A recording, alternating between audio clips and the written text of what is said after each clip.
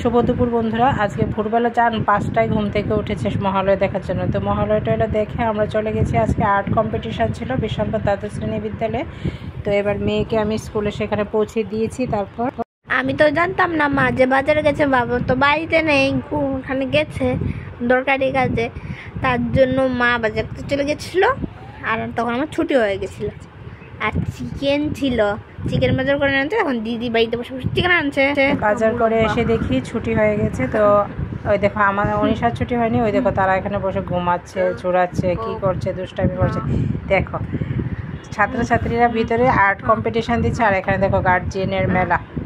তো ছুটি হয়ে গেছে, মেয়েকে নিয়ে আসছিলাম। এমন সময় আমার ছোটোবেলার বন্ধু তন্ময়ের সাথে দেখা হলো। তো তার সাথে কিছু ফটো তুলে নিলাম। কি মোটু হয়ে গেছিস রে বন্ধু। তো এবার চলে এসেছি বাড়িতে। প্রচুর বৃষ্টি হচ্ছিল। তো কী করবে, এখানে ভিজতে চলে গেছে। ওই দেখো এখানে ভিজতে চলে গেছে। তো অনেকক্ষণ ধরে ভিজেছে আজকে।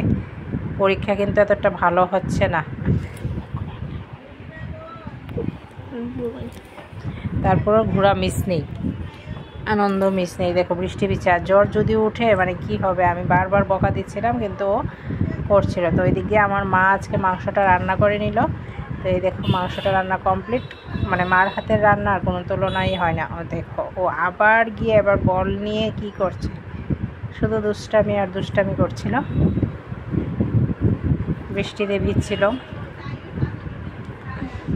তো ওইদিকে সব কিছু ওই দেখো কি করছে, এদিকে নাচছে, নাচানাচি করছে। এগুলো আসবে, রিল করে বানিয়ে দেবো আমি। তো এবার বৃষ্টি ভিজে দুষ্টামি করার পর এবার ওর দিদি ওকে দিয়েছে কি ভাজি মাংস আর রুটি। এবার ভিজা শরীর নিয়েই মাংস ভাজি আর রুটিটা খেয়ে নিল। তার ভিজা শরীর কী করবো, স্নান টান করিয়ে দিয়েছি। এবার তারপর আমিও স্নান টান করে এসে ভাত খেতে বসে গেছি। ওকে বন্ধুরা, বাই বাই। সবাই ভালো থেকো, সুস্থ থেকো।